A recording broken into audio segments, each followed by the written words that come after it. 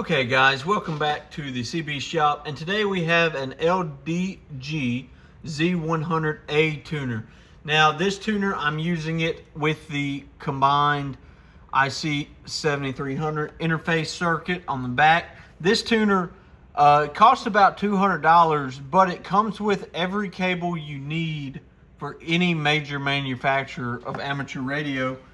So this one's pretty cool. So like if you have several different radios or you want to keep your tuner and not your radio, you're going to get all the interface cables. The Z with LDG, like we've talked about before, stands for zero, meaning it doesn't need any power. This tuner draws power off the radio and its internal tune circuit. Whoa, hold up now.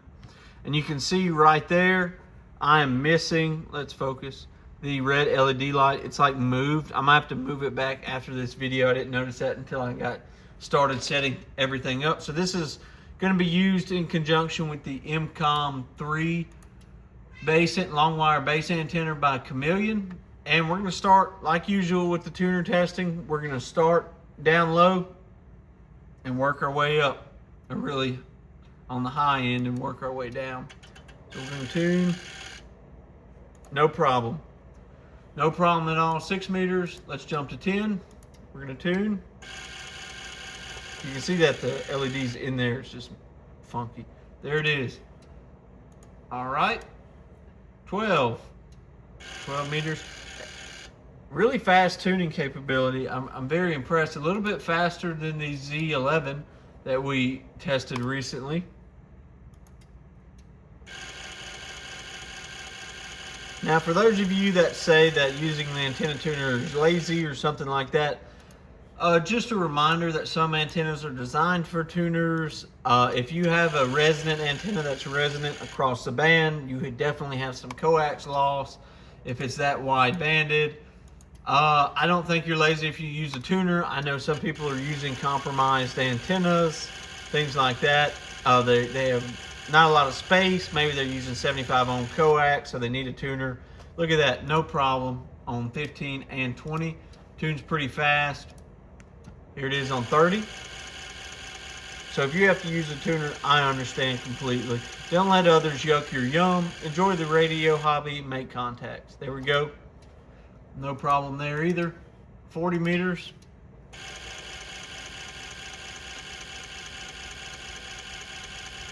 A little bit longer, but no problem.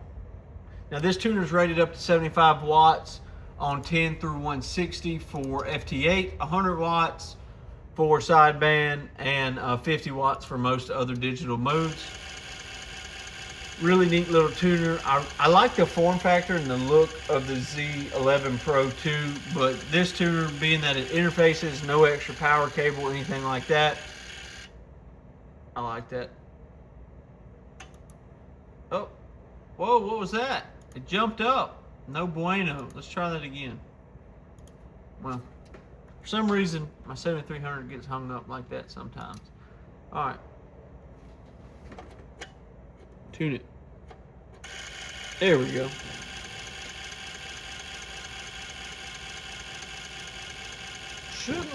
Shouldn't have a problem on 80 meters, I don't think.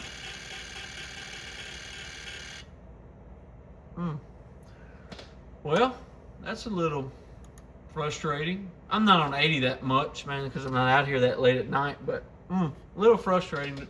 Let's try 160. We know that the Z11 Pro 2 would do that.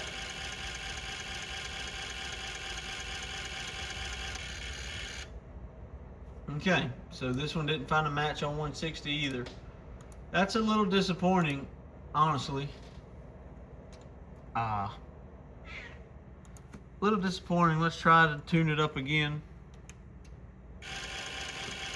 See, maybe we can make it work. Notice that the SWR meter is not moving anymore. I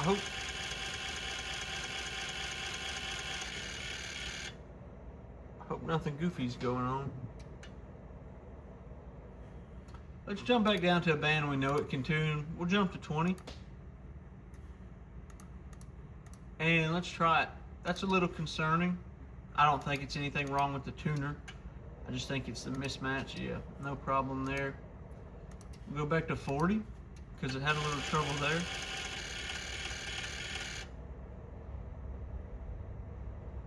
No problem. Let's try 80 again, just because I want to see it be angry, I guess.